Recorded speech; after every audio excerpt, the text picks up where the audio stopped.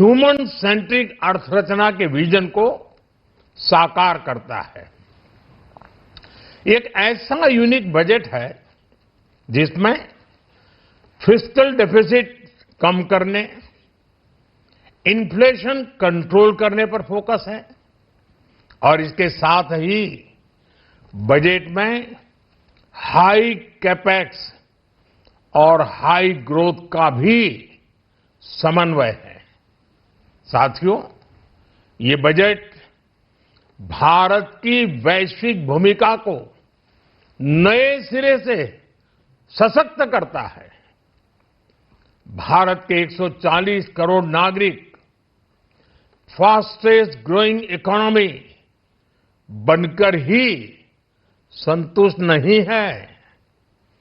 हम जल्द से जल्द दुनिया की तीसरी सबसे बड़ी अर्थव्यवस्था बनना चाहते हैं। ये करोड़ों देशवासियों का संकल्प है। दुनिया के एक ट्रस्टेड डेमोक्रेटिक पार्टनर और ट्रस्टेड क्वालिटी सप्लायर के रूप में भारत की भूमिका लगातार बढ़ रही है। हाल में जो बड़ी बड़ी ट्रेड डील्स भारत ने की है, मदर ऑफ ऑल डील्स, उसका मैक्सिमम बेनिफिट भारत के युवाओं को मिले, भारत के लघु और मध्यम उद्योग वालों को मिले, इस दिशा में बजट में बड़े बड़े कदम उठाए गए हैं। साथियों, इस बजट में मेक इन इंडिया और आत्मनिर्भर भारत अभियान को नई रफ्तार के लिए महत्वाकांक्षी रोड मैप प्रस्तुत किया गया है। इस बजट में नई उभरती इंडस्ट्रीज यानी सनराइज सेक्टर्स को जिस मजबूती के साथ समर्थन दिया गया है वह अभूतपूर्व है। Biopharma Shakti mission, semiconductor mission 2.0, electronic component manufacturing scheme, rare earth corridor का निर्माण, क्रिटिकल मिनरल्स पर बल, टेक्सटाइल सेक्टर में नई स्कीम, हाईटेक टूल मैन्युफैक्चरिंग को बढ़ावा, चैंपियन एमएसएमईज तैयार करना, ये फ्यूचरिस्टिक है, देश की वर्तमान और भविष्य की आवश्यकताओं का ध्यान रखती है।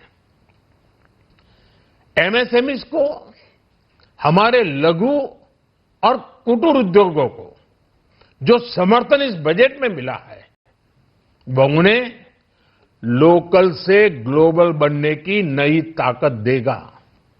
साथियों, बजट में इंफ्रास्ट्रक्चर को मजबूत करने के लिए कई बड़े कदम उठाए गए हैं। डेडिकेटेड फ्रेट कॉरिडोर, देश भर में वाटरवेज का विस्तार, high speed rail corridor, tier 2 और टियर 3 शहरों के विकास पर विशेष ध्यान और शहरों को मजबूत आर्थिक आधार देने के लिए म्युनिसिपल बॉन्ड्स को बढ़ावा, ये सारे कदम विकसित भारत की यात्रा की गति को और तेज करेंगे। साथियों, किसी भी देश की सबसे बड़ी पूंजी उसके नागरिक होते हैं।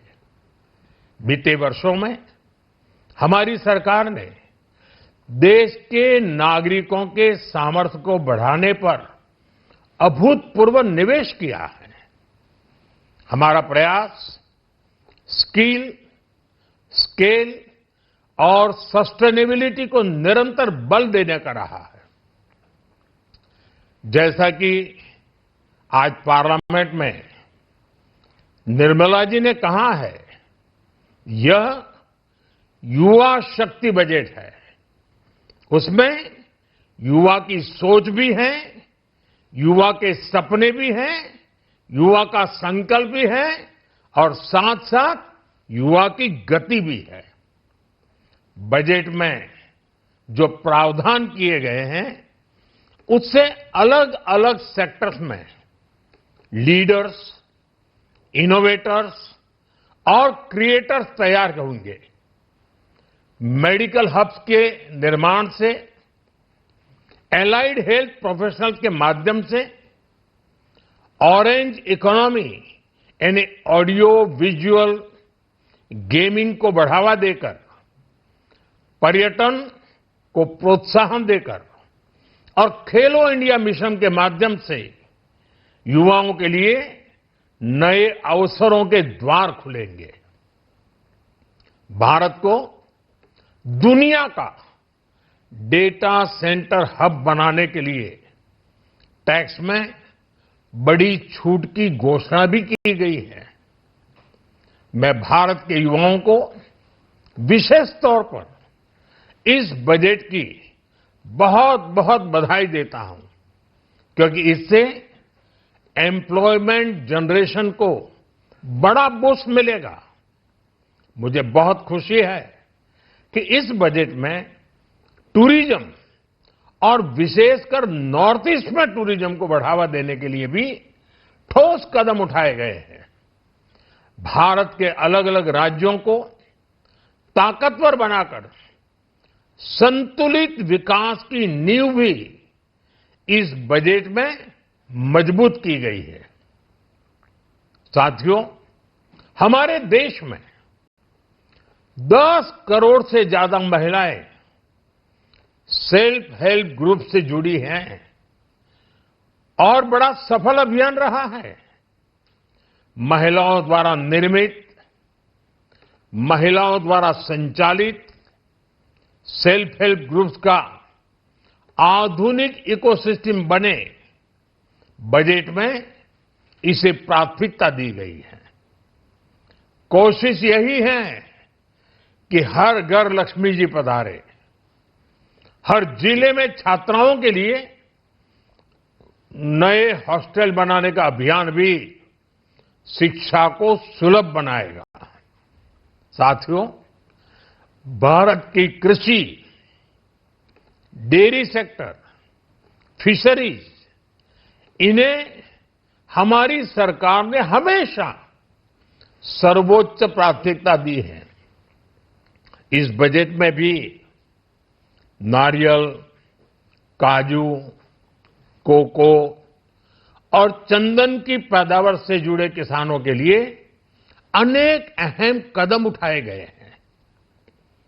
भारत विस्तार एआई, इस टूल से किसानों को उनकी भाषा में जानकारी मिलने से उन्हें बहुत मदद मिलेगी।